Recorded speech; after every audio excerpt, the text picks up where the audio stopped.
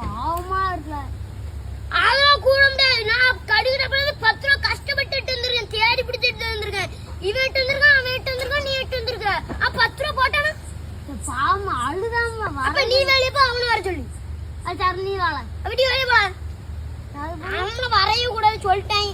அது நீ வாழ பாத்து அடிச்சு விடாம இன்னும்